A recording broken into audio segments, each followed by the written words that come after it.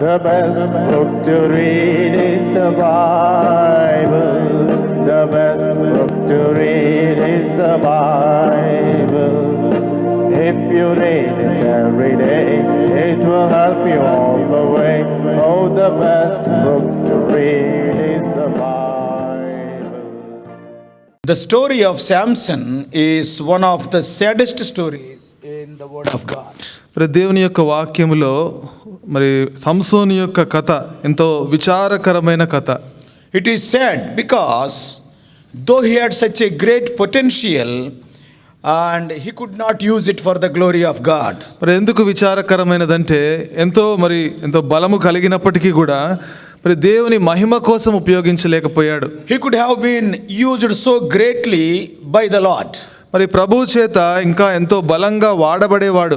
Because so many resources are there unto him. ఎందుకంటే సంసోనుకి ఎన్నో వనరులు ఉన్నాయి. But when we see his life, we can come to the conclusion that he wasted his life. అయితే ఆయన యొక్క జీవితాన్ని మనం చూస్తే మరి తన యొక్క జీవితాన్ని ఎంతో వృధా చేసిన వాడుగా ఉన్నాడు. And when we go through the word of God, మరి దేవుని యొక్క వాక్యాన్ని మనం ధ్యానిస్తే the Lord uses you and me as arrows, as his people.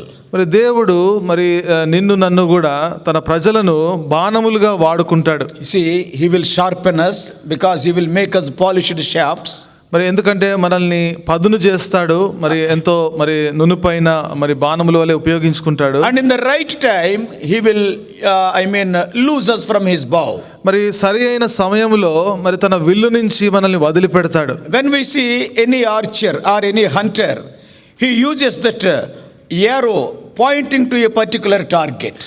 ఎవరైనా వేటగాడిని మనం చూసినప్పుడు ఆ యొక్క బాణమును ఒక గురివైపు ఉంచుతాడు. When he is hunting an animal, ఒక జంతువును వేటాడుతున్నప్పుడు he will be aiming that particular animal. ఆ ప్రత్యేకమైన జంతువును వేటాడుతా ఆ గురి చూస్తాడు. And suppose if that arrow misses the mark, ఒకవేళ ఆ బాణము ఆ గురిని చేరకపోతే, and the arrow is wasted, ఆ బాణము వృధా అయినట్టే. In a similar way, అదే రీతిలో the Lord in his sovereignty, he will send us to this earth with a particular purpose. కాబట్టి దేవుడు కూడా తన సార్వభౌమాధికారాన్ని బట్టి ఒక ప్రత్యేకమైన ఉద్దేశముతో భూమి మీదకి మనల్ని పంపిస్తాడు. Yes, he has not sent us in the last century and he has not sent us 10 centuries before, but he knew very well in the right time with a particular work, with a particular mission, he will send us to this world. గత శతాబ్దంలో ఆ యొక్క ప్రభువును మనల్ని పంపించలేదు. 10 శతాబ్దాల క్రింద ప్రభు మనల్ని పంపించలేదు, కానీ సరైన సమయంలో ఒక ప్రత్యేకమైన ఉద్దేశంతో దేవుడు మనల్ని పంపించాడు. That is what we call it is our calling. దానిని మనం ఏమంటున్నామంటే అది మన పిలుపు అని చెప్తున్నాం. And we all know why Samson was called by God. మనకందరికీ తెలుసు దేవుడు సంసోనుని ఎందుకు పిలిచాడు. Yes, to destroy, to attack the Philistines and also to deliver the people of Israel from the hands of Philistines. ఫిలిష్తీయులను నాశనం చేయడానికి, అంతేకాకుండా ఫిలిష్తీయుల చేతి నుండి దేవుని యొక్క ప్రజలను విడిపించడానికి. But when we see the life of Samson, he started loving those God's enemies and he missed the mark. అయితే సంసోను జీవితం చూస్తే దేవుని యొక్క శత్రువులను ప్రేమించాడు, ఆ యొక్క గురిని తప్పిపోయాడు. So he wasted his life. కాబట్టి తన యొక్క జీవితాన్ని వృధా చేశాడు. How he wasted his life? ఎలా వృధా చేశాడు? Not making use of the spiritual influence God placed around him. తన చుట్టూ ఏ విధమైన ఆత్మ సంబంధమైన ఆ యొక్క ప్రభావాన్ని దేవుడైతే పెట్టాడో దాన్ని సరిగ్గా ఉపయోగించలేదు. It is a wonderful thing to be born in a good Christian family. ఒక క్రైస్తవ కుటుంబంలో జన్మించడం అనేది అద్భుతమైన సంగతి. The parents of Samson, Manoah and Mrs. Manoah, not ordinary people, they talk to the angel of the Lord. సంసోను యొక్క తల్లిదండ్రులు, మనోహ అతని భార్య సామాన్యమైన ప్రజలు కాదు, దేవుని యొక్క దూతతో మాట్లాడారు. They are godly people. వారు దైవజనులు. Though Samson was born as a child in that particular family, he could not utilize that wonderful spiritual influence of the parents. సంసోను ఆ యొక్క దైవికమైన కుటుంబంలో జన్మించినప్పటికీ కూడా ఆ తల్లిదండ్రుల యొక్క వారి యొక్క ఆత్మీయతన ప్రభావాన్ని అతను Yes, ఉపయోగించుకోలేకపోయాడు. they wanted to bring him up in the ways of the Lord, మరి ప్రభు యొక్క మార్గములలో పెంచాలనుకున్నారు, but he was going in his own ways. ఇతను తన స్వంత మార్గములో వెళ్తా ఉన్నాడు. Many times it happens like that in our lives also. మన జీవితాల్లో కూడా అనేక సార్లు విధంగా జరుగుతుంది. We are coming to a Bible believing church, మనము బైబిల్ని నమ్మే మందిరానికి సంఘానికి వస్తున్నాం. and wonderful messages are delivered from the same pulpit. మరి ఇదే పులిపిట్ నుంచి అద్భుతమైన వర్తమానాలు వింటున్నాం. Many people are not having this privilege.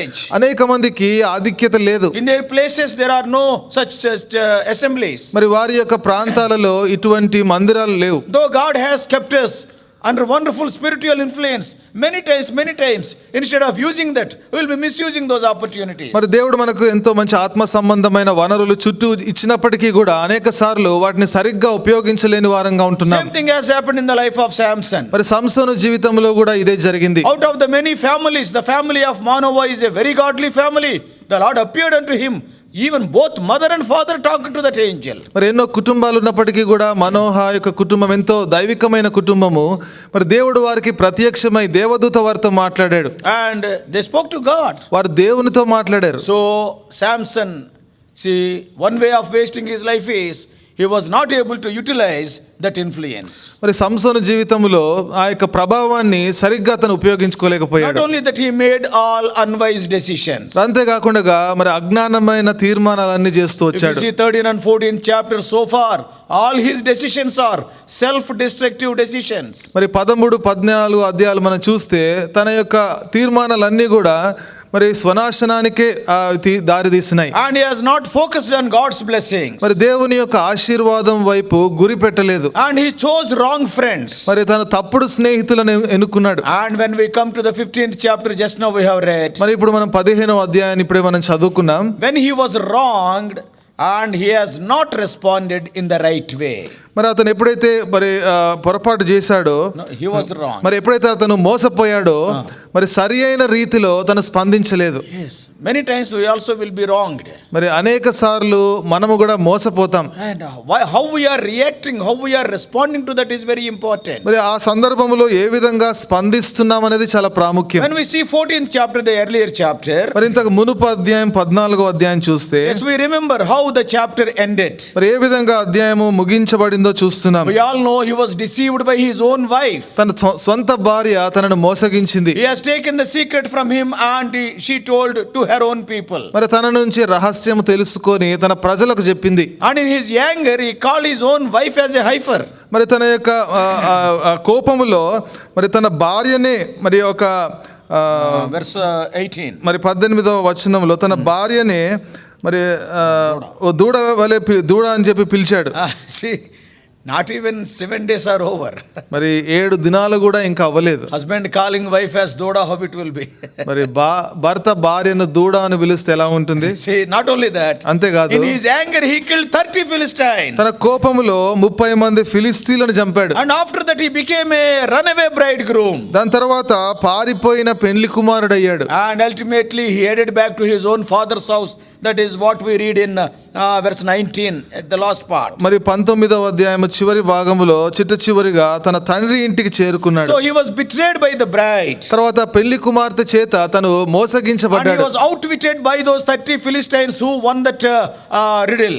మరి ఆ యొక్క 30 మంది ఫిలిస్తీన్లు ఎవరైతే ఆ యొక్క విప్పుడు కథను వారు గెలిచారు, వారి చేత ఓడిపోయాడు. And in his anger he killed 30 people. తన కోపంలో 30 మందిని చంపాడు. And angrily he left for his home. మరి కోపముతో తన ఇంటికి వెళ్ళిపోయాడు. Till now in 13th chapter and 14th chapter we could not see even a simple godly example, even one godly example in Samson's life for us to emulate. మరి సంసోను జీవితంలో ఇప్పటి వరకు 13వ అధ్యాయము 14వ అధ్యాయంలో మనము మాదిరిగా ఉంచుకోవడానికి చూసుకోవడానికి కనీసం ఒక ఉదాహరణ ఒక మాదిరైనా లేదు. He was born to be a judge in Israel. తన ఇశ్రాయేలులో ఒక న్యాయాధిపతిగా జన్మించాడు. He was sent by God as a deliverer. మరి విడిపించే వ్యక్తిగా విమోచకుడుగా దేవుని చేత పంపించబడ్డాడు. And he was a Nazarite. తను మరి నాజీరు చేయబడిన వాడిగా ఉన్నాడు. But he became a man who could not control his fleshly desires. అయితే తన శారీరక కోరికలను అదుపులో పెట్టుకోలేని ఒక మనుషుడుగా తయారయ్యాడు. And in 15th 15th chapter, 15వ అధ్యాయంలో if you read the first 8 verses, మొదటి 8 వచనాలు చదివితే we see him taking revenge. తను పగ తీర్చుకోవడం చూస్తున్నాం. See, brothers and sisters, చూడండి సహోదర సహోదరులారా, revenge may look very attractive, మరి పగ తీర్చుకోవడం అనేది ఎంతో ఆకర్షణీయంగా కనబడుతుంది, but it leads to a bitter ending. అయితే ఎంతో చేదు ముగింపుకు దారితీస్తుంది. Pride is a game where no one wins. మరి గర్వం అనేది ఎటువంటి ఆట అంటే అది ఎవరు గెలవలేరు. Everybody will be losing the game. మరి ప్రతి ఒక్కరు ఆ ఆటలో ఓడిపోతారు. Even revenge is also like that. మరి పగ తీర్చుకొనుట కూడా అటువంటిదే. Yes, revenge is a game, nobody will wins. మరి పగ తీర్చుకునే ఈ యొక్క ఆటలో ఎవ్వరు గెలవలేరు. And that will lead to a very bitter ending in our lives. మన జీవితంలో ఎంతో చేదైన ముగింపుకు దారితీస్తుంది. Taking revenge on who wronged us, it is not right. మనల్ని ఎవరైతే మోసం చేశారో వారి విషయంలో పగ తీర్చుకోవడం అనేది సరి అయినది కాదు. Of course, God has used his ungodly anger to fulfill his own purposes because God is sovereign. మరి దేవుడు సార్వభౌముడు కాబట్టి మరి దైవ భయం లేని ఆ కోపాన్ని తన యొక్క ఉద్దేశములు నెరవేర్చుకోవడానికి దేవుడు వాడుకున్నాడు. So here when we see in these 8 verses, ఇక్కడ 8 వచనాల్లో మనం చూస్తే 2 things we can notice. ఇక్కడ 2 సంగతులు మనం గమనించవచ్చు. One is Samson's reconciliatory efforts. మరి సంసోను ఏ విధంగా సమకూర్చబడాలనే ప్రయత్నం, మరి సమాధాన పడాలి అనే ప్రయత్నంలో ఉన్నాడు. And secondly, రెండవది Samson's revengeful attitude. మరి సంసోను యొక్క పగ తీర్చుకోవాలనే వైఖరి. So we are going to see these 2 things this evening. ఈ సాయంకాలము ఈ 2 సంగతులు చూద్దాం. In verses 1 and 2 of 15th chapter, 15వ అధ్యాయంలో మొదటి 2 వచనాల్లో, and we saw he has not stayed for his marriage earlier. మరి ఇంతకు మునుపు తన యొక్క పెండ్లి విషయంలో తను నిలకడగా ఉండలేకపోయాడు. He has left that place even before the ending of the 7th day. మరి 7వ దినము ముగించబడక మునుపే ఆ స్థలాన్ని విడిచాడు. But after some time, after he has gone to his own home, అయితే కొంతకాలమైన తర్వాత తన ఇంటికి వెళ్ళిన తర్వాత slowly the anger cooled off. మరి నెమ్మదిగా ఆ కోపము మరి అదే చల్లారిపోయింది. Later when his anger was cooled off, he wanted reconciliation with his wife. మరి ఎప్పుడైతే కోపం తగ్గిపోయిందో తన భార్యతో మళ్ళీ సమాధాన పడదాం అనుకున్నాడు. And he brought a nice present. మరి మంచి బహుమానం తెచ్చాడు. Verse 1, మొదటి వచనం. what is that present? మరి ఆ బహుమానం ఏంటి? In those days that was the present. మరి ఆ దినాలలో ఇదే బహుమానం. Read it. కొన్ని దినములైన తరువాత గోధుమల కోత కాలమున సంసోను మేకపిల్ల ఒకటి తీసుకుని తన భార్యను చూడవచ్చి. What is the present? మరి అక్కడ బహుమానం ఏంటి? A small goat. In those days that was the present. మరి ఒక చిన్న మేకపిల్ల, మరి ఆ దినాలలో ఇదే బహుమానం. It is something like an iPhone of this day. మరి ఈ దినాలలో ఇది ఐఫోన్ లాంటిది, Maybe Apple 13 or so. లేకపోతే యాపిల్ 39 అనుకోండి. So it is like an iPhone. కాబట్టి ఇది ఒక ఐఫోన్ లాంటిది. How can I say that it is the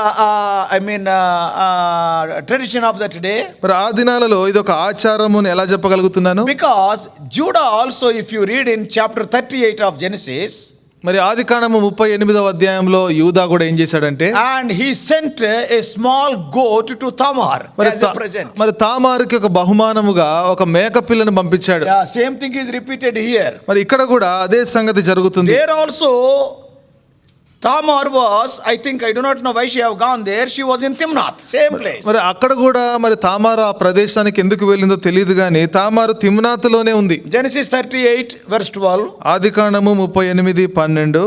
చాలా దినములైన తర్వాత షూయ కుమార్తె అయిన యూదా భార్య చనిపోయెను. తర్వాత verse 17. 17వ వచనం. అందుకతడు నేను మందలో నుండి మేకపిల్లను పంపేదనని చెప్పినప్పుడు, So he also sent, Judah also sent a goat as a gift to Tamar. మరి ఇక్కడ యూదా కూడా తామారుకు బహుమానముగా ఒక మేకపిల్లను పంపించాడు. So that is a reconciliatory effort. మరి ఇది సమాధాన పడాలనే ప్రయత్నం. Here the value of goat is not important, but it is a token of reconciliation. మరి ఇక్కడ మేకపిల్ల యొక్క విలువ ప్రాముఖ్యమైనది కాదు గాని సమాధాన పడాలనే గుర్తు. So in other words, he wanted to wed that lady again. మరొక మాటలో చెప్పాలంటే ఆ యొక్క స్త్రీని మరలా వివాహం చేసుకోవాలనుకుంటున్నాడు. He settled to live with her. మరి తనతో మరి వివాహం చేసుకొని స్థిరపడాలని తీర్మానం చేసుకున్నాడు. When he went there, అయితే అక్కడికి వెళ్ళినప్పుడు his father-in-law refused. తన యొక్క మరి మామ మరి తను తిరస్కరించాడు. He has refused to allow Samson into the house. మరి సంసోనును ఇంట్లోకి అనుమతించడానికి నిరాకరించాడు. Because he has already given his daughter to the best man who was there in that marriage out of those 30. మరి ఎందుకంటే ఆ 30 మందిలో మరి మరి శ్రేష్టమైన పురుషుడికి ఇప్పటికే తన యొక్క కుమార్తెను ఇచ్చాడు పెళ్లికి. That's why the same thing is written in verse 2. మరి అదే సంగతి 2వ వచనంలో కూడా ఉంది. ఆమె తండ్రి లోపలికి అతన్ని వెళ్ళనీయక, నిశ్చయముగా నీవు ఆమెను ద్వేషించితివి అనుకొని నీ స్నేహితునికి ఆమెను ఇచ్చితిని. He says all excuses and he is telling you have not loved her and you went away etc. to justify his fault. మరి తన యొక్క పొరపాటును తను చేసిన తప్పిదాన్ని మరి సరి చేసుకుంటూ సాకులు చెప్తున్నాడు. మరి ఆమెను ద్వేషించితిని అనుకొని ఆమె స్నేహితునికి ఇచ్చానని చెప్తున్నాడు. Or probably Samson's wife must have poisoned her dad's mind. మరి లేకపోతే మరి సంసోను యొక్క భార్య తన యొక్క తండ్రి యొక్క మరి మనసును పాడు చేసి ఉండొచ్చు. Because in 14:16 she says, ఎందుకంటే 14వ అధ్యాయం 16వ వచనంలో అంటుంది, Samson's wife wept before him and said, thou do but hate me and lovest me not. కాబట్టి సంసోను భార్య తన పాదముల యొద్ద పడి ఏడ్చుచు, నీవు నన్ను ద్వేషించితివి గాని ప్రేమింపలేదు. You see, what are the sad results of Samson's anger and Samson's decisions? చూడండి, సంసోను చేసిన తీర్మానాలు, సంసోను యొక్క కోపం బట్టి ఎలాంటి పర్యావసనాలు ఉన్నాయో చూడండి. Now the father of that girl and he offers Samson a trade. కాబట్టి ఇప్పుడు సంసోను యొక్క ఆమె తన భార్య యొక్క తండ్రి ఇప్పుడు సంసోనుకి మరొక బేరం పెడుతున్నాడు. What is that? అదేంటి? He offered her very beautiful younger sister of that girl as wife to Samson. మరి ఏమని బేరం పెడుతున్నాడు అంటే, మరి ఆమె చెల్లెలు మరి ఎంతో అందమైన మరి చక్కనిది సంసోను ఆమెను చెప్తున్నాడు చేసుకోమని. Imagine. మరి ఊహించండి, which father will give the second daughter when Samson hated the first daughter? చూడండి, సంసోను మొదటి కుమార్తెను ద్వేషించినప్పుడు ఏ తండ్రి రెండవ కుమార్తెను ఇస్తాడు? Probably her father may be thinking Samson will be attracted by the beauty of this younger daughter. బహుశా మరి తండ్రి అనుకున్నాడేమో సంసోను యొక్క మరి చెల్లెలను చూసి మరి ఆకర్షించబడుతుంది అనుకున్నాడేమో. Probably in all this episode we can see Samson's father-in-law is the culprit. మరి ఈ సందర్భంలో మనం గమనిస్తే సంసోను యొక్క మామనే మరి అతనే మరి తప్పిదము చేసేవాడుగా కనబడుతున్నాడు. But Samson is learning as a man of God. He is learning valuable lessons, sad to say, in a very hard way. అదే సంసోను దైవజనుడుగా మరి ఎంతో విలువైన పాఠాలు ఎంతో కఠినమైన పద్ధతిలో నేర్చుకుంటున్నాడు. What are the lessons he is learning? తను నేర్చుకునే పాఠాలు ఏంటి? Yes, Philistines cannot be believed, they cheated him. మరి ఫిలిస్తీనును నమ్మలేము, ఫిలిస్తీన్లు మోసం చేశారు. He lost the bet. మరి తన పందాన్ని మరి ఓడిపోయాడు. Now he lost his wife. తన భార్యను పోగొట్టుకున్నాడు. And also he lost his dowry, the money what he has given. తను ఇచ్చిన కట్నం డబ్బును కూడా అతను పోగొట్టుకున్నాడు. Now the condition of Samson is he is having neither money nor wife. ఇప్పుడు సంసోను యొక్క పరిస్థితి ఎలా ఉందంటే తన చేతిలో డబ్బు లేదు, భార్య లేదు. So brothers and sisters, కాబట్టి సహోదర సహోదరీలారా, I want to make an advice not only to you, to myself also. మరి మీకు మాత్రమే కదా, నాకు కూడా నేను ఒక సలహా ఇవ్వాలనుకుంటున్నాను. Not only you should not have any marriage alliance relationships with the non-born again people. మరి తిరిగి జన్మించని వారితో మనం ఆ యొక్క వివాహ సంబంధం అనేది మనం పెట్టుకోకూడదు. Not only that, అంత మాత్రమే కాదు, don't have any close relationship with the unsaved people. రక్షణ లేని వారితో ఎంతో సన్నిహితమైన సంబంధం కూడా కలిగి ఉండకూడదు. Yeah, they include friendships also. Don't be too friendly with the unsaved people. మరి స్నేహం విషయంలో కూడా రక్షణ లేని వారితో ఎంతో దగ్గరైన సంబంధము సహవాసం కలిగి ఉండకూడదు. Don't have any social or business relationships or partnerships with the unsaved people. రక్షణ లేని వారితో సామాజిక పరమైన లేకపోతే వ్యాపార సంబంధమైన సంబంధాలు కూడా కలిగి ఉండకూడదు. Some of the believers, they will be having business partnerships with the unsaved people. Ultimately, those relationships, those partnerships devastate the godly life or spiritual life of these believers. మరి కొంతమంది విశ్వాసులు రక్షణ లేని వారితో వ్యాపార సంబంధమైన సంబంధాలు పెట్టుకుంటారు. చిట్ట చివరిగా వీరి యొక్క ఆత్మీయ జీవితానికే మరి అది ఎంతో దెబ్బతీసేదిగా ఉంటుంది. Because we all know in 1 Corinthians 15:33, ఎందుకంటే మనకు తెలిసిన రీతిగా 1 కొరింథీ 15వ అధ్యాయము 33వ వచనంలో corrupt good manners. మరి దుష్ట సాంగత్యము మంచి నడవడిని చెరుపుతుంది. Even in Proverbs we can read that. మరి సామెతల్లో కూడా మనం చూడొచ్చు. Proverbs chapter 13. సామెతలు 13వ అధ్యాయం. Proverbs chapter 13. సామెతలు 13వ అధ్యాయం In verse 20. 20వ వచనం. He that walketh with wise man shall be wise, But a companion of fools shall be destroyed. జ్ఞానుల సహవాసము చేయువాడు జ్ఞానము గలవాడగును, మూర్ఖుల సహవాసము చేయువాడు చెడిపోవును. మూర్ఖుల సహవాసము చేయువాడు మూర్ఖుడగును అనొచ్చు కదా. మరి మూర్ఖుల సహవాసము చేయువాడు మూర్ఖుడగును అనొచ్చు కదా. జ్ఞానుల సహవాసం చేయువాడు జ్ఞానుడు అన్నప్పుడు మూర్ఖుల సహవాసం చేయువాడు మూర్ఖుడు అనాల. మరి జ్ఞానుల సహవాసము చేస్తే జ్ఞానము కలిగిన వాడు అవుతాడు అన్నప్పుడు మూర్ఖుల సహవాసం చేసిన వాడు మూర్ఖుడు అవ్వాలి. But Solomon is not writing like that. సొలొమోను ఈ విధంగా రాయట్లేదు. A companion of fools shall be destroyed.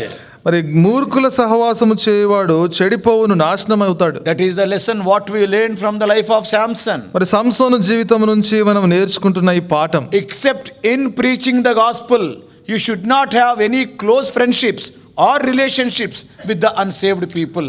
Only in the area of preaching the gospel we can have some link. మరి సువార్త ప్రకటించే విషయంలో తప్ప రక్షణ లేని వారితో ఎటువంటి సంబంధాన్ని కూడా మనం కలిగి ఉండకూడదు. That we can see so many examples in the Bible. మరి బైబిల్ గ్రంథంలో ఎన్నో ఉదాహరణలు చూడవచ్చు. Jehoshaphat was a very godly man, but he had an alliance with Ahab, a wicked king. మరి యెహోషాపాతు ఎంతో దైవజనుడు, అయితే దుష్టుడైన ఆహాబుతో మరి ఒక సహవాసాన్ని కలిగి ఉన్నాడు.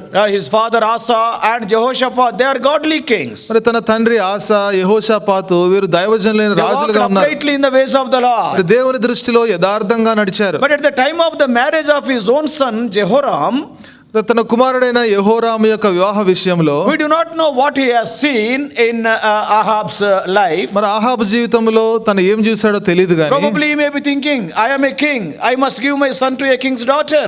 Maybe Samavujji, that is. మరి బహుశా అనుకుంటున్నాడేమో, నేను రాజును కాబట్టి మరి నా కుమారుడికి ఒక రాజు గారి యొక్క కుమార్తెకే నేను ఇవ్వాలి అని అనుకున్నాడేమో. He has seen only the prestige and the level of the other person, but he has not gone to the level of their spirituality. మరి అవతల వ్యక్తి నా స్థాయిలో ఉన్నాడా లేదా అని చూసుకున్నాడు కానీ ఆత్మీయతను చూసుకోలేదు. And this man went to Samaria to Ahab. మరి ఆహాబు దగ్గరికి సమరయకు వెళ్ళాడు. And Ahab arranged a very, very good feast. మరి ఆహాబు ఎంతో మంచి విందుని ఏర్పాటు చేశాడు. See, immediately what he is telling? వెంటనే ఏమంటున్నాడు? After even during Jehoshaphat is eating that food. మరి యెహోషాపాతు భోజనం చేస్తున్నప్పుడు And Ahab is telling, ఆహాబు అంటున్నాడు, will you come with me to war against the Syrians in Ramoth Gilead? మరి Ramoth గిలాదులో సిరియన్ల మీదకి యుద్ధం చేయడానికి నాతో కూడా వస్తావా అంటున్నాడు. See how Satan traps us. చూడండి సాతాను ఏ విధంగా ఉచ్చులో పడేస్తుందో. See, he is eating the food provided by Ahab. మరి ఆహాబు ఏర్పాటు చేసిన భోజనాన్ని భుజిస్తున్నాడు. And ultimately what is the result? మరి చిట్ట చివరిగా జరిగింది ఏంటి? Though he is such a godly king, ఎంతో మంచి దైవజనుడైన రాజు అయినప్పటికీ because of his ungodly alliance with Ahab's daughter Athaliah, మరి తన యొక్క ఆహాబు యొక్క కుమార్తె అతల్యాతో మరి దైవికమైన సంబంధము కలిగి లేనందువల్ల see what has happened? మరి అక్కడ ఏం జరిగింది? Yes, he has to run from the battlefield. మరి ఆ యుద్ధ భూమి నుంచి పారిపోవాల్సి వచ్చింది. Even he was punished by God. మరి దేవుని చేత శిక్షించబడ్డాడు. What God is telling in 2 Chronicles 19th chapter. రెండవ దినవృత్తాంతములు 19వ అధ్యాయంలో దేవుడు ఏమంటున్నాడు? See what the Lord is telling through the mouth of the prophet. మరి ప్రవక్త యొక్క నోటి ద్వారా దేవుడు ఏం మాట్లాడుతున్నాడు? And verse 2. రెండవ వచనం, And Jehu the son of Hanani the seer went out to meet him and said to King Jehoshaphat, shouldest thou help the ungodly and love them that hate the Lord? Therefore his wrath upon thee from before the Lord. దీర్ఘదర్శి Hanani కుమారుడునగు యెహూ అతనిని ఎదుర్కొనబోయి రాజైన యెహోషాపాతుకి ఇలాగ ప్రకటన చేసిన, నీవు భక్తిహీనులకు సహాయం చేసి యెహోవా శత్రువులకు స్నేహితుడవైతివి కదా, అందువలన యెహోవా సన్నిధి నుండి కోపము నీ మీదికి వచ్చును. Ungodly people are enemies to the Lord. మరి భక్తిహీనులు దేవునికి శత్రువులు. They won't believe in the Lord. వారు ప్రభువుని నమ్మరు. Ahab is an ungodly man. మరి ఆహాబు భక్తిహీనుడు. And we all know Jezebel, the wife of Ahab. Ahab and Jezebel, they have filled the whole land of Israel with idols. మరి ఆహాబు మరి జెజబేలు ఆహాబు యొక్క భార్య వారిద్దరు కలిసి ఇశ్రాయేలు దేశమంతా కూడా విగ్రహాలతో నింపారు. And this man of God had alliance with that Ahab's daughter. మరి ఈ దైవజనుడు ఆహాబు యొక్క కుమార్తెతో ఆ యొక్క సంబంధము He కలిగి has ఉన్నాడు. given his own son in marriage to Ahab's daughter. తన స్వంత కుమారుని మరి ఆహాబు యొక్క కుమార్తెకి ఇచ్చాడు. And as a result of that, మరి దానికి పర్యవసనం what God ఫలితంగా is telling, మరి దేవుడు ఏమంటున్నాడు? you became a friend with the ungodly people who are the enemies to God. మరి దేవునికి శత్రువులు అయిన ఈ భక్తిహీనులకు నువ్వు స్నేహితుడు అయ్యావు. So brothers and sisters, కాబట్టి సహోదర whatever సహోదరులారా, friendship we are making, remember that must take us at least one step forward in our spiritual life. మనం ఎటువంటి స్నేహము చేసినా సరే జ్ఞాపకం ఉంచుకోవాల్సిన సంగతి ఏంటంటే మన ఆత్మీయ జీవితంలో కనీసం ఒక అడుగన్నా మనం ముందుకు వెళ్ళాలి. Whatever we do in our life, మన జీవితంలో ఏం చేసినా సరే, it may be our friendship, it may be our marriage, it may be our spouse, whoever they may be, whoever with whom we are coming into contact, that contact must take us at least one step forward in our spiritual life. మరి మన వివాహ సంబంధమైన లేకపోతే స్నేహమైన మరి ఎటువంటి సంబంధమైనా సరే మన ఆత్మీయ జీవితంలో ఒక అడుగు ముందుకు వెళ్ళేటట్లుగా ఉండాలి. So there is a vast difference to have friends from the saved background and also friends from the unsaved background. కాబట్టి రక్షణ పొందిన వారితో స్నేహము కలిగి ఉండడము, రక్షణ లేని వారితో స్నేహము కలిగి ఉండే విషయంలో ఎంతో వ్యత్యాసం ఉంది. Yes, when we are close to the lost world, LOST, lost world, మరి we have to pay very high price. మరి నశించిపోయిన లోకానికి దగ్గరగా ఉన్నప్పుడు ఎంతో గొప్ప వెల చెల్లించాల్సి వస్తుంది. So though Samson wanted to make some reconciliatory effort, and ultimately he failed in that also because of his wrong decisions, wrong associations. మరి సంసోను సమాధాన పడాలనుకున్నప్పటికీ కూడా తను తప్పుడు స్నేహాలు కలిగి ఉండడం వల్ల, భక్తిహీనులతో అలాంటి సంబంధాలు కలిగి ఉండడం వల్ల తను పతనం అయిపోయాడు. Now when we see the second thing today, మరి ఈ రోజు మనము రెండవ సంగతి చూస్తే we can see his revengeful attitude. తన యొక్క పగ తీర్చుకునే వైఖరి చూస్తున్నాం. It is written in verse 11, 11వ వచనంలో, 15:11, 15వ అధ్యాయం 11వ వచనం, as they did unto me, so have I done unto them. Tit for tat he is talking. మరి ఇక్కడ ఫిలిస్తీయులు మనకు నీవు మాకే వారు నాకు ఎట్లు చేసిరో అట్లే నేను వారికి చేసి తిననెను. See, after he destroyed those people, ఆ ప్రజలను నాశనం చేసిన తర్వాత, after killing them, వారిని చంపిన తర్వాత, the number is not written there, many people were there. మరి ఇక్కడ సంఖ్య వ్రాయబడలేదు కానీ ఎంతో మంది ఉన్నారు. And why you have done like this? మరి ఎందుకు ఇలా చేశావు? Yes, he was in his revengeful attitude. తను పగ తీర్చుకునే వైఖరి కలిగి ఉన్నాడు. See, when we see the life of Samson, మరి సంసోను యొక్క జీవితం చూస్తే God called him to fight the battles of the Lord, whereas he was involved in his personal wars. మరి దేవుని యొక్క యుద్ధాలు చేయమని దేవుడు పిలిచాడు, అయితే సంసోనేమో వ్యక్తిగత యుద్ధాలలో నిమగ్నం అయిపోయి Even ఉన్నాడు. in our lives also, మన జీవితాల్లో కూడా many times God calls us to do his work, but we will be gratifying our selfish desires and we will be doing our own work. మరి అనేక సార్లు దేవుడు తన పనిని చేయమని చెప్పి మనల్ని పిలిచినప్పుడు అయితే మన యొక్క పనిని మనం చేసుకుంటూ మనం సంతృప్తి చెందే వారంగా See ఉంటాం. the difference between David and Samson. చూడండి, సంసోనుకి దావీదుకి వ్యత్యాసం చూడండి. We all know in the book of 1 Samuel chapter 28, మరి మొదటి సమూయేలు 28వ అధ్యాయంలో, I'm sorry, in chapter 25, మరి క్షమించండి 25వ and అధ్యాయము in verse 28, మరి 28వ వచనంలో Abigail says to David, మరి అబీగయిలు దావీదుతో చెప్తుంది, you are a man of God, you are fighting the battles of the Lord. మరి నువ్వు దైవజనుడివి, యెహోవా యొక్క యుద్ధములు చేస్తున్నావు. But what about Samson? అయితే సంసోను సంగతి ఏంటి? Oh, specifically Samson was called to do the battles of the Lord against Philistines, but he was involved completely in his personal wars. మరి వ్యక్తిగతంగా మరి దేవుని యొక్క మరి యుద్ధాలు చేయడానికి ఎంతో నిర్దిష్టంగా దేవుడు పిలిచాడైతే తన వ్యక్తిగతంగా యుద్ధాలు చేస్తున్నాడు. David fought for God's name, whereas Samson was fighting for his own name. మరి దావీదేమో యెహోవా నామము కోసం యుద్ధం చేశాడు, అయితే సంసోను తన పేరు కోసం యుద్ధం చేస్తున్నాడు. How can we apply it in our own lives? మరి మన జీవితంలో మనం ఏ విధంగా అన్వయించుకుంటాం? Sometimes somebody must have caused some harm to us, మరి కొంతకాలం క్రితం ఎవరో మనకి నష్టం చేసి ఉండవచ్చు. maybe knowingly or unknowingly, మరి తెలుసో తెలియకో understanding us, misunderstanding us, మరి కొన్ని అపార్థాలు అనుకోకుండా జరిగి ఉంటాయి. and what we will do?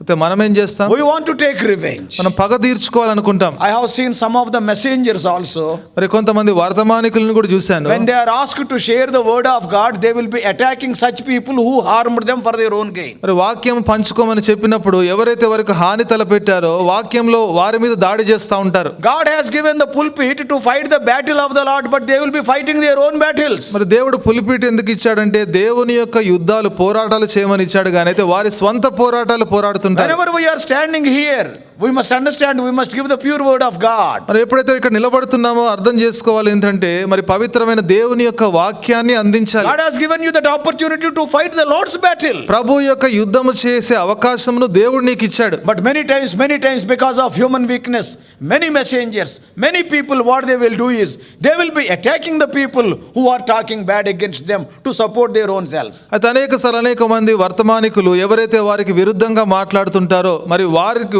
బోధ చేస్తూ వారిని దాడి చేస్తూ ఉంటారు పులిపిటి నుంచి. then there won't be any glory to God's name. మరి ఆ విధంగా చేసినప్పుడు దేవుని నామానికి మహిమ కలగదు. They fight for their own advantage. మరి వారి యొక్క స్వంత అవకాశం కోసం, స్వంత సహాయం కోసం వారు ఆ విధంగా I పోరాడుతుంటారు. have seen some of the messengers like that.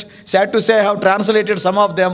When he is talking, it was becoming very awkward or becoming very difficult for me to translate such messages. మరి అనేక మంది వర్తమానికులను చూశాను, అలాంటి వారికి తర్జుమా కూడా చేశాను. ఆ విధంగా వారు మాట్లాడుతున్నప్పుడు వారికి తర్జుమా చేయడం అనేది ఎంతో ఇబ్బందిగా అనిపించేది. So we should not use anything for our own advantage when God has given an opportunity. ఇక్కడ దేవుడు మనకు అవకాశం ఇచ్చినప్పుడు మన మేలు కోసం ఏది కూడా మనం ఉపయోగించకూడదు. Now here Samson was totally humiliated. మరి ఇక్కడ సంసోను ఎంతో అవమానపరచబడ్డాడు. So with that humiliation he can go back to his father's house and he can wait in the presence of God in Zorah and he can find the will of God. మరి ఆ యొక్క అవమానంతో తన తండ్రి ఇంటికి వెళ్ళిపోయి దేవుని యొక్క సన్నిధిలో మరి కనిపెట్టి దేవుని యొక్క చిత్తాన్ని కనుక్కోవచ్చు. Oh Lord, you have called me. ఓ ప్రభువా, నువ్వే నన్ను I పిలిచావు, have gone wrong. నేను తప్పు చేశాను, I have gone according to my own desires. నా స్వంత కోరికల వెనకాల వెళ్ళాను, Now I am seeing the result of it. మరి దానికి ఫలితాన్ని చూస్తున్నాను. And bad to worse and worse to worst my situation is going. నా యొక్క పరిస్థితి ఇంకా విపరీతంగా, ఇంకా దారుణంగా వెళ్ళిపోతుంది. I want to rectify my life. నా జీవితాన్ని సరిచేసుకోవాలనుకుంటున్నాను. Please forgive me. ప్రభువా, నన్ను క్షమించు, Show me your will for the future. భవిష్యత్తు కోసం ఈ చిత్తాన్ని చూపించు. So instead of going to his father's house and asking God to show his will, తన తండ్రి ఇంటికి వెళ్ళిపోయి దేవుని యొక్క చిత్తాన్ని అడగడానికి బదులు but he is planning to get the things even, that is tit for tat he want to do. మరి తను ఏం చేయాలనుకున్నాడంటే దెబ్బకు దెబ్బ కొట్టాలనుకుంటున్నాడు. Remember that. మరి అది జ్ఞాపకం ఉంచుకోండి. In Christian life, revenge is not permitted. మరి క్రైస్తవ జీవితంలో మరి ప్రతీకారము పగ తీర్చుకొనుట It అనుమతించబడదు. is not your job, it is not my job. మరి అది నీ పని కాదు, నా పని కాదు. Sometimes people call me, కొన్నిసార్లు ప్రజలు అంటారు నన్ను, నువ్వు చాలా చెడ్డోడు అయ్యా. నువ్వు చాలా చెడ్డోడు అంటారు. Then I used to answer, అప్పుడు నేను జవాబు చెప్పేవాడిని, నీకు తెలిసిన చెడ్డ కొంచెమే, ఇంకా చాలా ఉంది.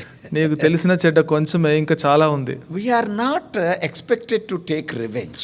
మనము పగ తీర్చుకునే పని మంది కాదు. Why? ఎందుకు? Violence begets violence only. మరి ఈ పగ తీర్చుకోవడం వల్ల మరలా పగ తీర్చుకోవడమే జరుగుతుంది. See, when you see the language used by Samson, all the time he was telling, I, no place to God. మరి సంసోను యొక్క భాష చూస్తే ఇక్కడ నేను అంటున్నాడు కానీ దేవునికి స్థానం లేదు. He is more concerned about himself. తన గురించే తన యొక్క పట్టింపు ఉంది ఎక్కువగా. His motivation in attacking the Philistines is wrong. మరి ఫిలిస్తీయుల మీద దాడి చేయాలి అనే ఆ కోరిక తప్పది. Actually, when we see the life of Samson, మరి సంసోను యొక్క జీవితం చూస్తే attacking the Philistines, actually God has called him with that purpose only. మరి దేవుడు ఫిలిస్తీయుల మీద దాడి చేయడానికి ఆ ఉద్దేశంతోనే దేవుడు పిలిచాడు. But why God is not happy? అయితే దేవుడు ఎందుకు సంతోషంగా లేడు? Samson is doing the right thing, attacking the Philistines, but doing with a wrong motive. మరి సంసోను సరియైన పనే చేస్తున్నాడు ఫిలిస్తీయుల మీద దాడి చేయడం అనేది, అయితే తప్పుడు ఉద్దేశంతో చేస్తున్నాడు. Though you are having the call of God, though you are involved in the call of God, with what motive you are doing, that is also very important. నువ్వు దేవుడిని పిలిచినప్పటికీ, దేవుని యొక్క ఉద్దేశాన్ని నువ్వు జరిగిస్తున్నప్పటికీ, మరి ఏ ఉద్దేశంతో, ఎటువంటి ఆలోచనతో నువ్వు చేస్తున్నావు అనేది చాలా ప్రాముఖ్యం. Samson can attack the Philistines with different motivations. మరి సంసోను వేరే ఉద్దేశంతో ఫిలిస్తీయులను దాడి చేయొచ్చు. Yes, I am attacking the Philistines because they are oppressing Israel. Okay, that is a wonderful motive. మరి ఇశ్రాయేలీయులను ఫిలిస్తీయులు బాధ పెడుతున్నారు కాబట్టి ఫిలిస్తీయులను దాడి చేయడం అనేది అది మంచి ఉద్దేశమే. As I am attacking the Philistines because God called me for that purpose. మరి ఫిలిస్తీయుల మీద ఎందుకు దాడి చేస్తున్నాడంటే ఆ ఉద్దేశము కోసమే దేవుడు నన్ను పిలిచాడు. And if he, with that motive, if he fights against Philistines, ఒకవేళ ఆ ఉద్దేశముతోనే ఫిలిస్తీయుల మీద దాడి చేస్తే God would have justified his anger. మరి దేవుడు తన యొక్క కోపాన్ని సరే అని చెప్పేవాడు దేవుడు. And I am fighting with the Philistines to deliver the people of God, the Israel. That is a wonderful motive. మరి ఫిలిస్తీయులతో ఎందుకు పోరాడుతున్నానంటే ఇశ్రాయేలు ప్రజలను విడిపించడానికి, అది మంచి ఉద్దేశమే. So undoubtedly Samson was doing what God called him to do, but the reasons and the motives are very much wrong. నిస్సందేహంగా దేవుడు ఎందుకు పిలిచాడో ఆ పనినే సంసోను చేస్తున్నాడు. అయితే తన యొక్క ఉద్దేశాలు మాత్రం సరి అయినవి కాదు. From this also we can examine our own lives. మరి దీనితో కూడా మన యొక్క స్వంత జీవితాలను పరీక్షించుకోవచ్చు. Let us examine why we are serving the Lord today. మరి ఈ రోజు మనం ఎందుకు ప్రభువును సేవిస్తున్నామో పరీక్షించుకుందాం. Is it for some benefit? ఏదైనా మేలు పొందడానికా? So when benefit is not there, are you leaving the service? మరి ఆ మేలు లేనప్పుడు ఆ యొక్క పనిని విడిచిపెడుతున్నావా? Oh, for some of the people coming to the church, it is not a spiritual gathering, it became a social gathering. మరి కొంతమందికి మందిరానికి రావడం అనేది, సంఘానికి రావడం అనేది ఇది ఒక ఆత్మ సంబంధమైన సహవాసం కాదు కానీ సామాజిక సహవాసం అయిపోయింది. To meet some friends. మరి ఏదో స్నేహితులను I have కలుసుకోవడానికి. seen in some of the Bible studies, even prayer meetings also. మరి కొన్ని బైబిల్ పఠనాల్లో ప్రార్థనా కూడికలో కూడా కొంతమందిని చూశాను. They will not be hearing the word of God, they will be biting each other's ears. మరి వారు దేవుని యొక్క వాక్యాన్ని వినరు గాని ఒకరి చెవులు ఒకరు కొరుక్కుంటా ఉంటారు. Oh, they will be talking so many things. They are coming for that purpose. మరి ఎన్నో సంగతులు మాట్లాడుకుంటారు, ఆ ఉద్దేశం కోసమే వస్తారు. So we have to examine why we are going to the house of God. దేవుని మందిరానికి ఎందుకు వెళుతున్నామో పరీక్షించుకోవాలి. See, some people they were praying. మరి కొంతమంది ప్రార్థన చేస్తున్నారు. Sometime back in a prayer meeting we were sharing that. మరి కొంతకాలం క్రితం ప్రార్థనా కూడికలో పంచుకున్నాము. In the book of Job it is written. మరి యోబు గ్రంథంలో వ్రాయబడి ఉంది. And what they are telling, if we pray, what we will get.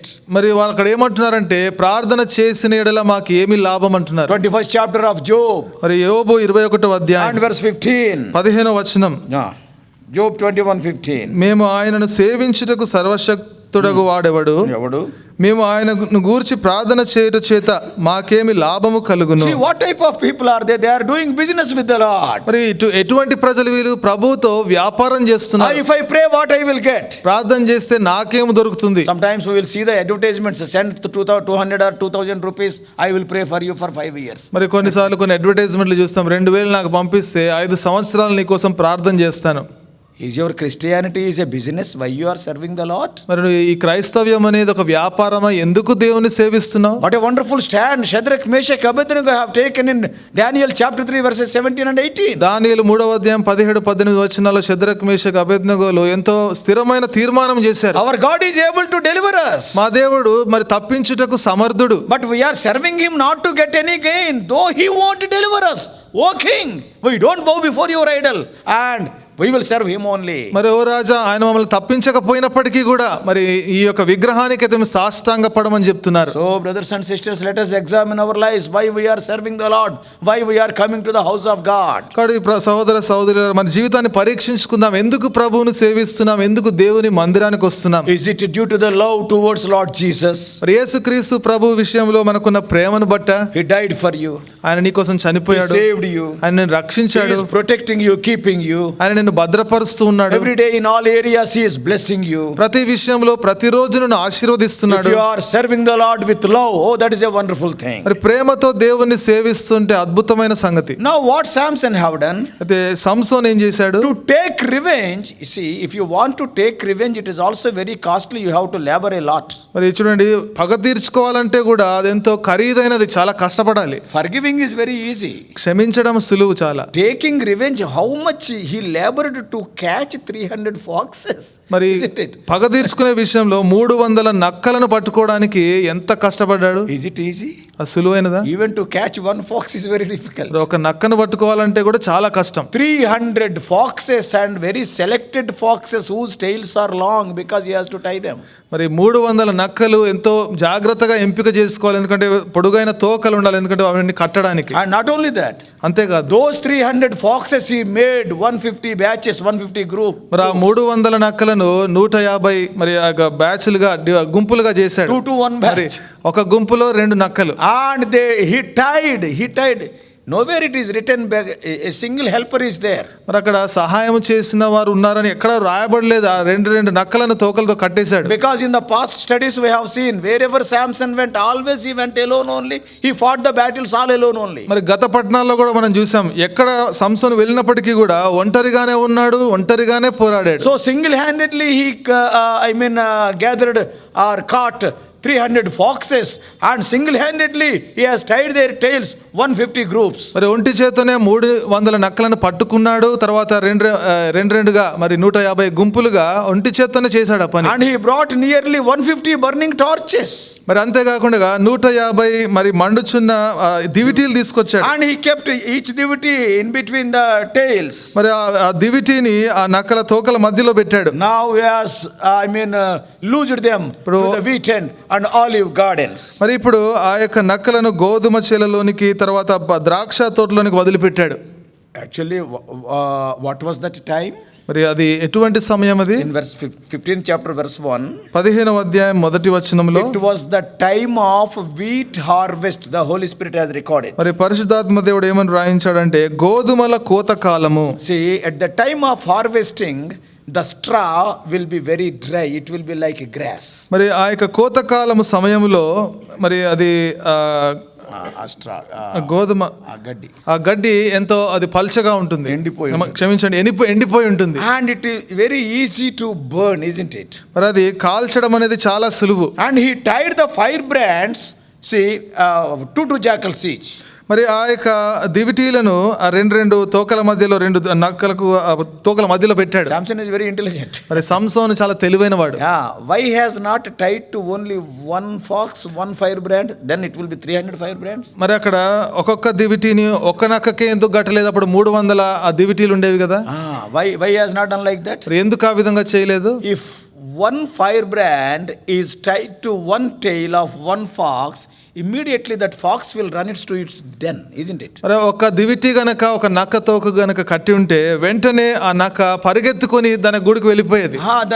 Out of fear దాని బొరికి, మరి దాని యొక్క భయానికి వెళ్ళిపోయి పారిపోయేది, తన బొరియలో దూరిపోయేది. But when two are tied means it will pull this side and it will pull that side, they cannot go anywhere. మరి రెండు నక్కలకు కట్టాడంటే ఆ రెండు నక్కలు అటు ఇటు లాగుతా ఉంటాయి, ఎటు వెళ్ళలేవు అవి. So see, as the time is passing by, the tails will be much more tight. మరి సమయం గడిచే కొలది ఆ నక్క తోక కట్టడం అనేది ఇంకా బిగిసిపోతుంది. So due to the fear of fire and their inability to maneuver easily, they ran around frantically in the fields. కాబట్టి ఆ యొక్క అగ్ని భయాన్ని బట్టి మరి ఆ యొక్క పొలముల్లోనే ఆ యొక్క చేలలోనే అవి ఎంతో భయంతో అవి తిరుగుతా ఉన్నాయి and పరిగెడతా ఉన్నాయి. They ignited the grass and the grain also. మరి అక్కడున్న గోధుమలను అక్కడున్న గడ్డిని కూడా అవి తగలబెట్టాయి. And in turn fire spread to olives and the vineyards. మరి తర్వాత ఆ యొక్క అగ్ని ఆ యొక్క ఒలీవ తోటలోనికి తర్వాత ద్రాక్ష తోటలోనికి కూడా ప్రవేశించింది. Because it was the harvest time, it was a very costly devastation, because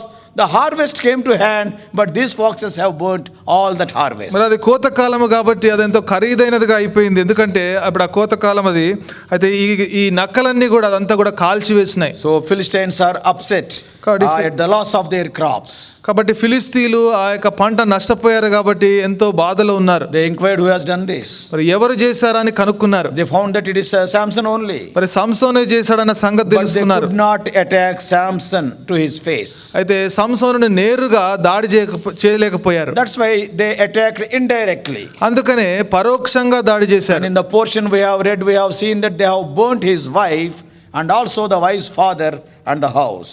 మనం చదువుకున్న వాక్య భాగంలో తన భార్యను, తన భార్య యొక్క తండ్రిని, ఇంటిని కూడా మరి తగలబెట్టారు. So what is the lesson we are learning from the story of Samson here? కాబట్టి ఇక్కడ సంసోను కథ నుంచి మనం ఏం నేర్చుకుంటున్నాం? Revenge has a tendency to escalate. మరి పగ తీర్చుకునే విషయంలో దానివల్ల ఇంకా అది ఎక్కువయ్యే ప్రమాదం ఉంది. Someone said something against you.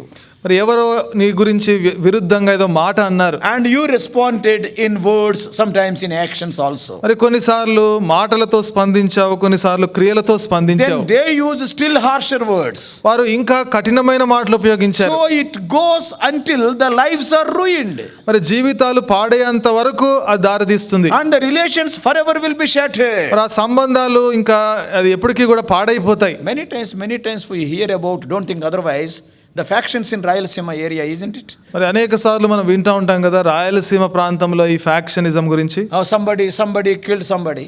మరి ఎవరో ఇంకొకరిని చంపారు. And they will not sleep unless they take the revenge. వారు పగ తీర్చుకునేంత వరకు వారు నిద్రపోరు. And after that the other person also. తర్వాత మరొక వ్యక్తి చేస్తాడు పని. See, this vengeance Yes, it will escalate. It got a tendency to escalate. It will not come down. కాబట్టి పగ తీర్చుకోవడం అనేది అది తగ్గిపోదు కానీ ఇంకా ఎక్కువ అవుతుంది. So that's why God never permits revenge in the life of a believer. అందుకనే దేవుడు ఒక విశ్వాస జీవితంలో పగ తీర్చుకోవడం అనేది దేవుడు ఎప్పుడు అనుమతించాడు. Many people take revenge because their honor is affected.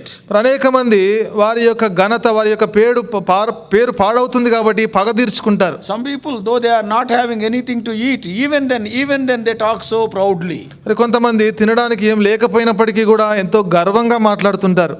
One day I went to a camp when I was working. మరి నేను ఉద్యోగం చేస్తున్నప్పుడు ఒక క్యాంప్కి వెళ్ళాను In Anantapur district. మరి అనంతపూర్ జిల్లాలో To inspect a barrage. మరి ఒక బ్యారేజ్ని పరీక్షించడానికి. And as the engineers who are working in that barrage, as they were taking me in their car via a village. మరి ఆ ఇంజనీర్ల బ్యారేజ్లో పనిచేస్తున్న ఇంజనీర్లు ఆ గ్రామం గుండా కారులో నన్ను తీసుకెళ్తున్నారు. And that whole village the road is so bad. మరి ఆ గ్రామంలో ఉన్న రోడ్డు అంత పాడైపోయింది, సరిగ్గా లేదు. Very difficult even for a car to go, only jeeps can go. మరి జీపులు మాత్రమే వెళ్ళగలుగుతాయి, మరి కార్లు వెళ్ళడం అనేది చాలా కష్టం. Then I asked those engineers, మరి ఆ ఇంజనీర్లను you అడిగాను, are constructing this barrage with nearly 500 crores. మరి 500 కోట్లు పెట్టి బ్యారేజ్ నిర్మించారు. Why can't we allot some 5 to 6 crores for the road of this village, because every day your vehicles are going through this. మరి ఈ గ్రామంలో ఈ రోడ్ల మీద మీ కార్లే రోజు వెళ్తాయి కాబట్టి 5-6 కోట్లు దీనికి ఎందుకు కేటాయించొద్దు? Then what they said, మరి వారు ఏమన్నారు తెలుసా? and they brought me to some house on the way. మరి మార్గంలోనే ఒక ఇంటికి తీసుకొచ్చారు. And you ask that man, మరి ఆ వ్యక్తిని అడగండి అన్నారు. and you tell him that you want to lay the road from the government side. మరి ప్రభుత్వం నుంచి నేను రోడ్డు వేయాలనుకుంటున్నాను అని ఆ వ్యక్తికి చెప్పండి. He is a very poor man. అతను ఎంతో బీదవాడు. వీళ్ళు ఎందుకు అన్నారో నాకు తెలియలా. మరి వీళ్ళు ఎందుకు అన్నారో నాకు తెలియలేదు. So I stopped the car and asked him, మరి కార్ ఆపి ఆ వ్యక్తిని అడిగాను, ఈ ఊర్లో రోడ్ వేయమంటావా నాయన? మరి ఈ రోడ్డు వేయమంటారని అడిగాను. Immediately he said, వెంటనే అన్నాడు, అంటే మేము వేసుకోలేమనే కదా నువ్వు చెప్పేది? అంటే మేము వేసుకోలేమనే కదా నువ్వు చెప్పేది?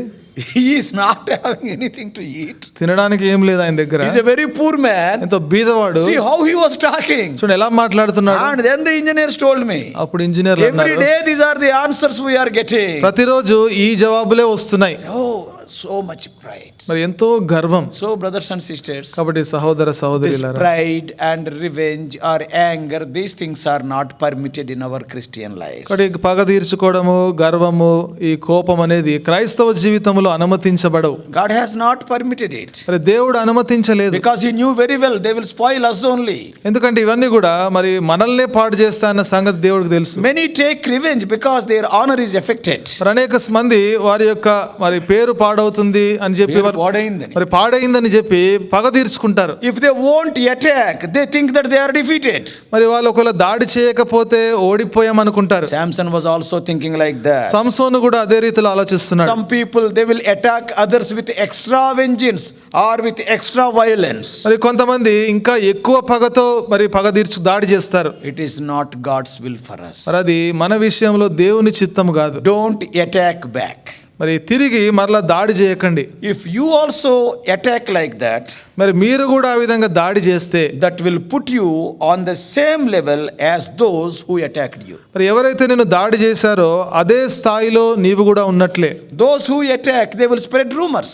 మరి ఎవరైతే దాడి చేస్తారో వారు అనేక సంగతి పుకార్లు లేపుతారు. Yeah, they will spread so many gossips. మరి అనేక గుసగుసలు ఇంకా పుకార్లు చెప్తా ఉంటారు. Yeah, they will ruin others' reputation, and those are the people whom we can call the lowest of the low. మరి వారు ఇతరుల యొక్క పేరు పాడు చేస్తారు. మరి అటువంటి వారిని మరి ఎంతో దిగజారిన వారని చెప్పొచ్చు. తుచ్చమైన వారిగా పరిగణించవచ్చు. మరి తుచ్చమైన వారిగా పరిగణించవచ్చు. They don't bother what Lord Jesus Christ is saying, what Lord Jesus Christ will think if they speak like that. మరి ఆ విధంగా మాట్లాడితే యేసు ప్రభు ఏమనుకుంటాడన్న సంగతి ఆలోచించరు.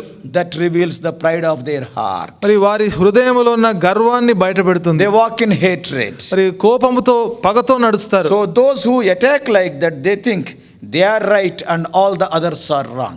దాడి చేసేవారు ఏమనుకుంటారంటే వారు చేసేది సరి అయిన పని, ఇతరులు చేసేది తప్పు అనుకుంటారు. So when we attack like that, we also will be considered as people of pride. కాబట్టి ఆ విధంగా మనము దాడి చేసినప్పుడు మనము కూడా గర్వము కలిగిన వారిగా పరిగణించబడతాం. It's not God's will for our lives. మన జీవితానికి సంబంధించేది దేవుని చిత్తము కాదు. But the Samson opted for violence. సంసోను పగ తీర్చుకోవడానికే ఇష్టపడ్డాడు. He killed them all In verse 8 it is written. మరి 8వ వచనంలో రాయబడి ఉంది, మరి వారందరినీ కూడా చంపాడు, హతము చేశాడు. Why?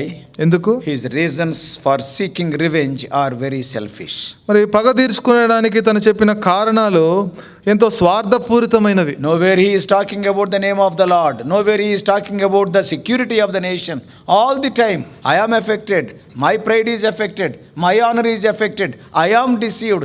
This I played a vital role. మరి ఎక్కడ చూసినా కూడా మరి దేవుని యొక్క నామము గురించి కానీ దేవుని యొక్క దేశము గురించి కానీ మాట్లాడట్లేదు, కానీ మరి నా పేరు పాడవుతుంది, నా యొక్క నామము పాడైందని తన గురించే చెప్పుకుంటా ఉన్నాడు. Now you may ask a question. ఇప్పుడు మీరు ఒక ప్రశ్న అడగవచ్చు, What is God's will in such situation? What we have to do when somebody harmed us? మరి ఎవరైనా మనకు హాని తలపెట్టినప్పుడు మన పక్షంగా దేవుని యొక్క చిత్తం ఏమవుతుంది, దేవుడు ఏమని చేయమంటాడు? When you read Romans chapter 12 from 17 to 21, రోమా 12వ అధ్యాయము 17 నుంచి 21 వరకు చదివితే, leave things to God's hands. సమస్తమును దేవుని యొక్క హస్తానికి అప్పగించాలి. God is more concerned about us than what concern we are having about ourselves. మన గురించి మనం ఏదైతే పట్టించుకుంటున్నామో దానికంటే ఎక్కువైన పట్టింపు దేవుడు కలిగి ఉన్నాడు. So leave things to the hands of God, you can be at rest. కాబట్టి సంగతులన్నీ కూడా దేవుని యొక్క హస్తానికి అప్పగించండి. One more thing. మరొక In సంగతి, Matthew 5:44 to 48, మత్తయి సువార్త 5వ అధ్యాయము 44 నుంచి 48 వరకు, love them who attacked you. In other words, pray for them.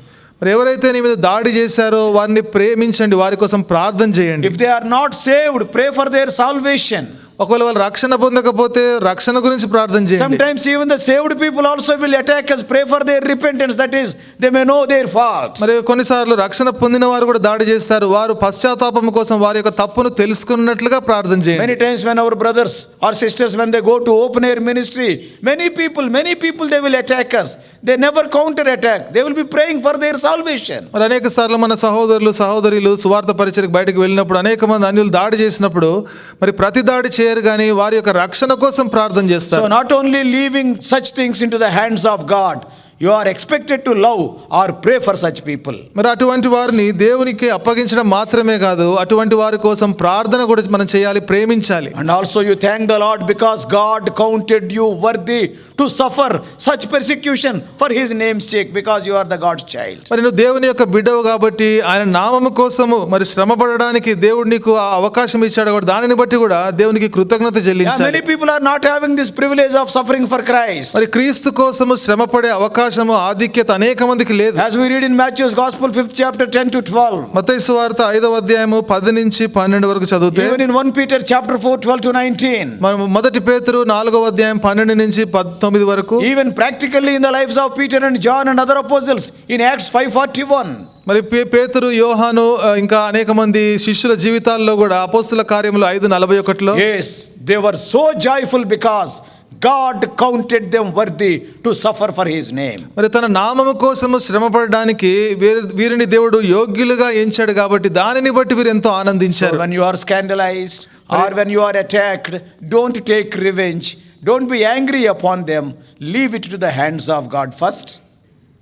మరి ఎప్పుడైనా మీ పేరు పాడు చేసినప్పుడు, మీ మీద దాడి జరిగినప్పుడు పగ తీర్చుకోకుండా మరి దేవుని యొక్క హస్తానికి మొట్టమొదటిగా అప్పగించండి. Undoubtedly it will be painful because we are also human beings, but at the same time we are the children of God. మరి నిస్సందేహంగా ఎంతో నొప్పిగా బాధగా ఉంటుంది, ఎందుకంటే మనము కూడా మానవ మాత్రమే, అయితే దేవుని యొక్క పిల్లలం మనం. So leave the things to God's hands. కాబట్టి దేవుని యొక్క హస్తానికి సంగతులు అప్పగించండి. And pray for them who attacked you.